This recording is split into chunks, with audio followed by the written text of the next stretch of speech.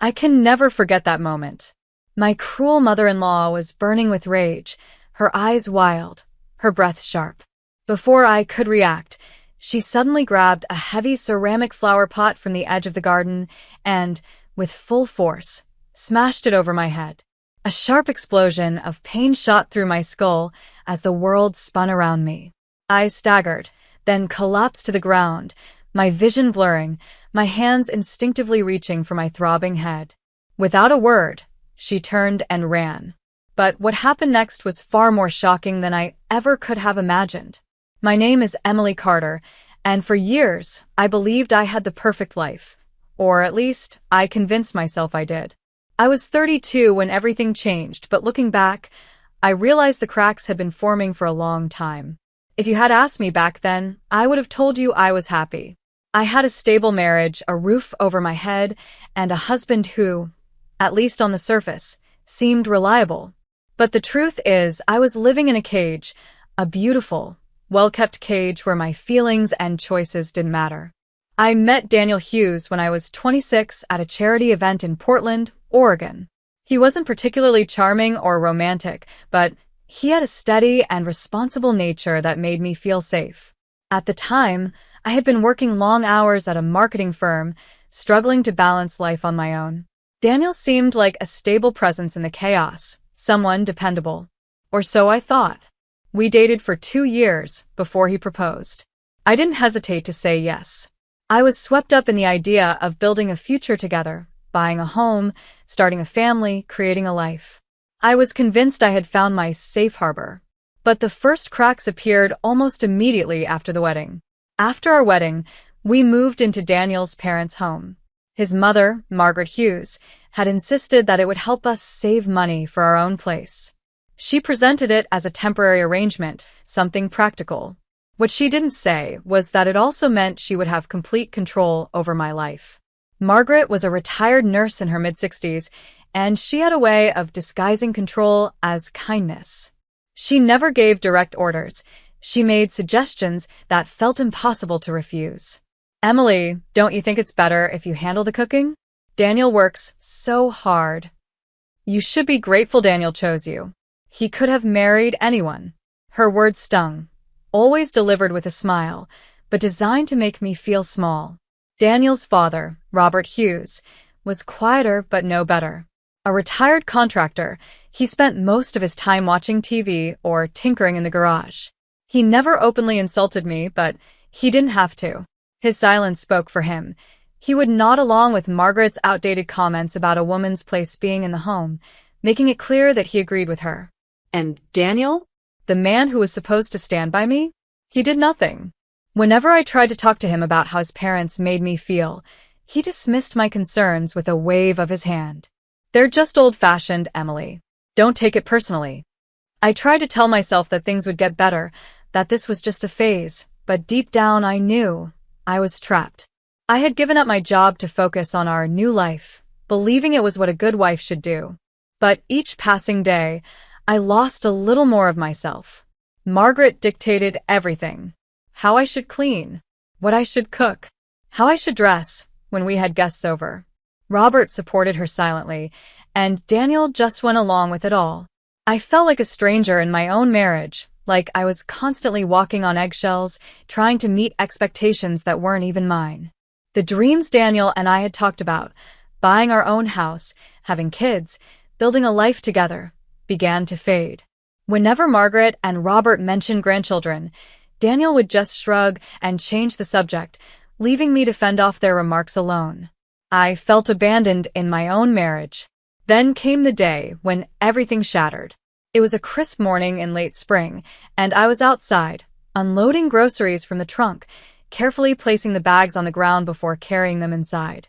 The morning was quiet, except for the rustling of leaves and the distant hum of a neighbor's lawnmower.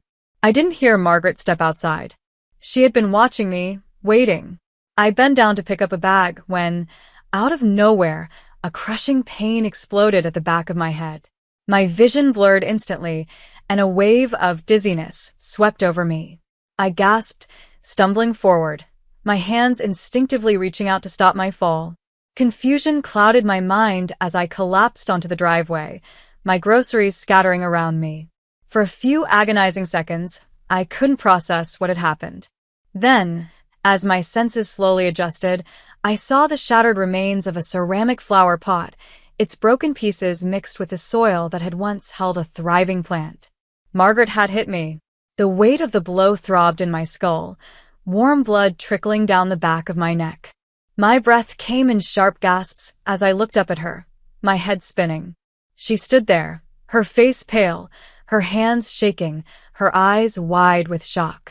Not concern, not guilt. Shock. As if she hadn't expected me to still be conscious. For a moment, Margaret did nothing, just stared at me, frozen. Then, suddenly realizing the weight of her actions, she took a step back. I didn't mean to, she stammered, her voice unsteady. But she didn't try to help me. She didn't even check if I was okay. Instead, she turned and rushed back into the house, leaving me there.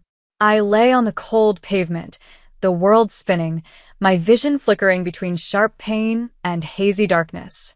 I tried to move, but my body refused to cooperate. My arms trembled beneath me as I attempted to push myself up, but my strength was failing. Somewhere in the distance, I heard a door slam shut. Margaret was gone.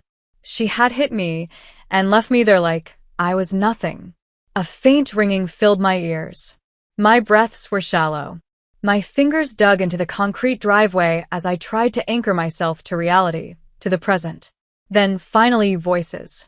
Someone was calling out. Footsteps hurried toward me. I wasn't alone. I woke up in the hospital, my head throbbing with pain, my body aching all over. Bright lights flickered above me, and the steady beeping of machines filled the room. My throat felt dry, and for a moment, I struggled to remember how I got here. Then it all came back. The groceries, the impact of the flower pot smashing against my skull, the pain, and Margaret's face as she stood over me, shocked but not remorseful. I should have felt angry, but all I felt was numb. A nurse entered the room, offering me a gentle smile as she checked my four. You're lucky, she said softly. You had a nasty head injury, but there's no major skull fracture. Just a deep wound and a concussion. Lucky. I didn't feel lucky. Before I could process anything, the door creaked open again. Daniel. His expression was unreadable, his hands shoved into his pockets as he stepped inside. For a brief moment, a tiny part of me hoped he was here because he was furious. Furious at his mother. Furious that someone had hurt me. But the look on his face wasn't one of anger. It was fear. Not fear for me. Fear of what I might say. He sat down beside my bed, rubbing his palms together, his face pale. Then, after a long pause, he leaned in and spoke in a low, urgent voice. Emily, listen. Mom, she panicked, okay? She didn't mean to hurt you. It was an accident. An accident. My breath caught in my throat. I turned my head slowly to face him, wincing at the pain. An accident? My voice was barely a whisper. Daniel exhaled sharply, shaking his head. She's scared, Emily. She didn't know what she was doing. Please don't tell the police she hit you. He reached into his jacket pocket and pulled out an envelope. He placed it gently on my bedside table. $50,000. To help with hospital bills, whatever you need. It took a second for my brain to register what was happening. Daniel, my husband, wasn't here to stand by me. He was here to buy my silence. I stared at the envelope, then at him. I searched his face for some sign of guilt, of regret. But all I saw was desperation. Don't make this a big deal. He actually said that. Something inside me cracked. All the years of swallowing my pain, forcing myself to smile, pretending everything was fine, they all came rushing back, suffocating me. This wasn't just about today. This was about all the times Margaret had belittled me, controlled me, made me feel small. This was about all the times Daniel had dismissed me, ignored my pain, left me to fight alone. I wasn't just hurt. I was done. I looked him straight in the eye and said, "No." Daniel blinked. "Emily, please." "No." My voice was stronger now. "Your mother attacked me. She left me lying on the ground, bleeding. And instead of defending me, you want to cover it up? You want me to pretend it never happened. I could see him panicking now. Emily, think about what you're doing. No, Daniel. Think about what you are doing. He opened his mouth to argue, but I didn't let him. You're not here because you care about me. You're here because you want to protect your mother. You want me to stay silent, just like I have for years. His jaw clenched. He had no response. I turned my head away from him. Get out. Daniel hesitated for a second longer, then exhaled sharply, grabbed the envelope, and walked out of the room without another word. As soon as the door closed behind him, I let out a shaky breath. My hands trembled, but for the first time in years, I felt something I hadn't felt in a long time. Determination. I wasn't going to stay silent. The room felt eerily quiet after Daniel left. His words still echoed in my mind. Don't make this a big deal. But this was a big deal. His mother had attacked me, and instead of standing by me, he had tried to bribe me into silence. I clenched my fists, my heart pounding. I wouldn't let them get away with this. A knock at the door pulled me from my thoughts. A doctor walked in, checking my chart before offering me a kind smile. Emily Carter, right? I'm Dr. Michael Lawson. How are you feeling? I hesitated. The truth? I felt broken, betrayed, angry. But all I said was, I've been better. Dr. Lawson pulled up a chair, watching me carefully. You look like you have a lot on your mind. Do you want to talk about it? I don't know why, but something about his voice, calm, genuine, kind, made me open up. I told him everything. How Margaret hit me. How Daniel tried to cover it up. How I felt trapped in a life that wasn't mine. By the time I finished, tears were streaming down my face. I had spent so many years bottling everything up, pretending it wasn't that bad. But now, sitting here, speaking my truth, I finally saw it for what it was. Abuse. Dr. Lawson didn't interrupt. He just listened. Then, when I had nothing left to say, he spoke. Emily, what happened to you isn't just wrong. It's a crime. His words hit me like a bolt of lightning. A crime. Not a misunderstanding. Not a mistake. A crime. You have every right to stand up for yourself, he continued. You don't have to face this alone. The police will be here soon to take your statement. You should tell them the truth. I swallowed hard. Could I really do this? Could I really go against Daniel, against Margaret, against the family I had spent years trying to belong to? Then I thought about Margaret's face when she hit me. I thought about Daniel's betrayal, his attempt to buy me off. And I knew the answer. Yes, I could. The decision settled in my chest like a weight, but not a heavy, suffocating weight like before. This was different. This was clarity. This was control. I wouldn't stay silent. Not this time.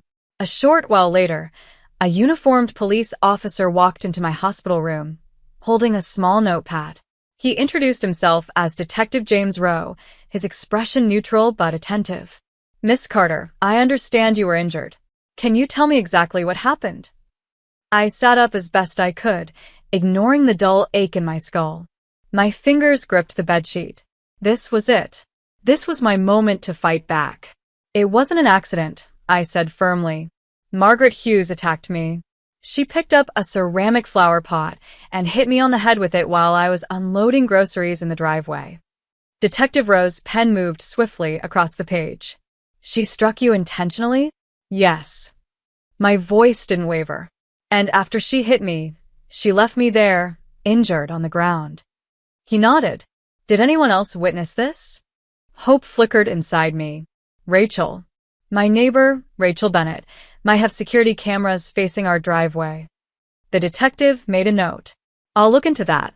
Now, about your husband. Has he been supportive? I let out a bitter laugh. Daniel tried to bribe me into staying quiet. He offered me $50,000 to say I just fell. Detective Rowe's expression hardened. That's obstruction of justice. I swallowed. Even though I already knew Daniel had betrayed me, hearing it put so plainly felt like a fresh stab in the heart. But I didn't let the pain consume me. Not this time. I was done protecting people who didn't care about me. Not long after I gave my statement, My neighbor Rachel Bennett visited me in the hospital. She had always been kind, though we weren't particularly close before this. But now, she was furious on my behalf. Emily, I heard what happened. I was so worried when I saw the ambulance. She hesitated, then said something that made my heart race. My security cameras faced the driveway. I might have caught everything on video. Video. For a moment, I couldn't breathe. Could this be the proof I needed? Rachel wasted no time. She and her husband reviewed the footage, and what they found confirmed everything. It showed Margaret stepping onto the porch, watching me as I unloaded the groceries. Then, as I bent down to pick up a bag, she suddenly grabbed a large ceramic flower pot from a decorative stand near the door. She lifted it with both hands and smashed it down onto my head. I saw myself collapse onto the driveway, dazed and in pain. And then, Margaret didn't help me.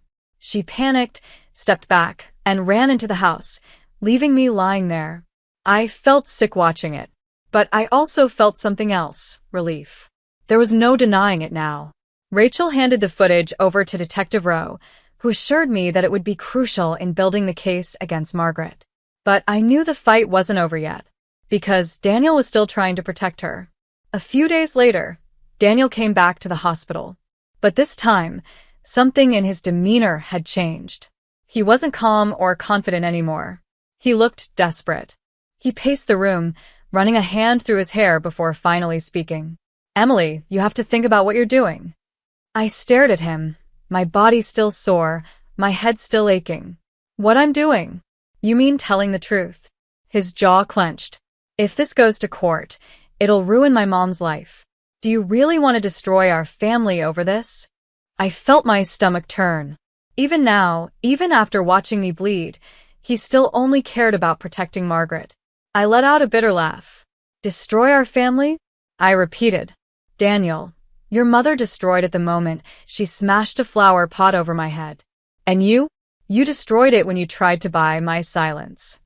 He flinched. But I wasn't done. I almost died, Daniel. And instead of standing by me, you stood by her. You expect me to stay quiet, to pretend it didn't happen, just to protect a woman who left me to bleed on the ground. He didn't respond. He just stared at me, his face tight with frustration. I shook my head, my voice steady. Our marriage is over, Daniel. There's no coming back from this. Something in his expression shifted. For the first time, I saw regret. But regret wasn't enough. It never had been. I turned away from him.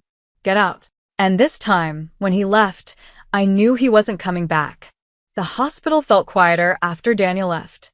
But for the first time in a long time, I wasn't afraid of the silence. I had spent years diminishing myself, making excuses, pretending everything was fine. But now, the truth was out.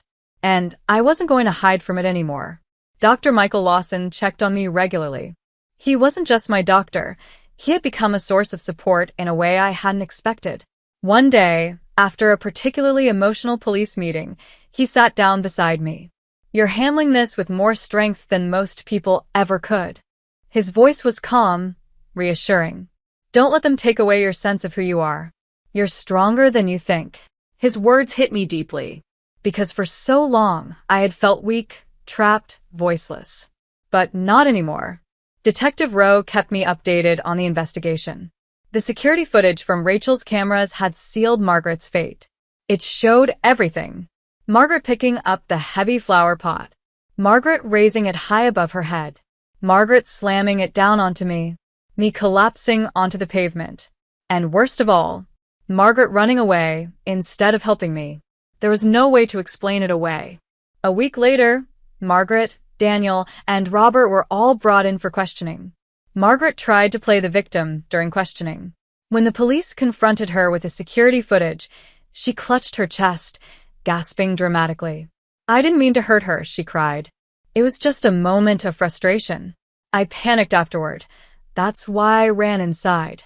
But the footage didn't lie. Her cold, calculated movements. Her decision to leave me bleeding on the ground. It was all there, undeniable. Robert, as always, sat silently beside her.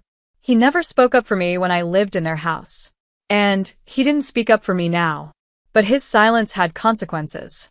Since he had helped cover for Margaret, refusing to report what happened, the police charged him with obstruction of justice. Then there was Daniel. He sat across from the police, his shoulders tense, his fingers tapping nervously on the table. I wasn't trying to cover anything up, he insisted. I just wanted to keep the family together. The detective raised an eyebrow. So, offering your wife $50,000 to stay silent wasn't covering it up? Daniel's face paled. He tried to defend himself, but there was nothing left to defend. In the end, Daniel was charged as an accessory for attempting to obstruct justice and cover up his mother's crime. When the news broke, the entire town was in shock. Margaret, once a well-respected woman in the community, was now infamous. Daniel, the so-called dependable husband, was exposed as a coward. And for the first time in years, I felt free. With Margaret arrested, Robert under investigation, and Daniel facing charges, I finally felt like I had escaped the prison I had been living in for years. But my battle wasn't over yet. I still had to rebuild my life from the ground up. The first thing I did, I filed for divorce. I wasn't going to waste another second tied to a man who had chosen his mother over me, over my safety, my dignity, my life. Daniel didn't fight it. What could he say? He had already proven exactly what I meant to him. The divorce was messy, but I didn't care. I wasn't fighting for money or property. I was fighting for my freedom. And when the papers were finally signed, I felt something I hadn't felt in years. Relief. Rachel and her husband became my biggest supporters. They opened their home to me while I recovered, offering me a place to feel safe for the first time in years. And then there was Dr. Michael Lawson. What started as kindness and support turned into friendship. And, eventually, something more. Michael didn't rush me or try to fix me.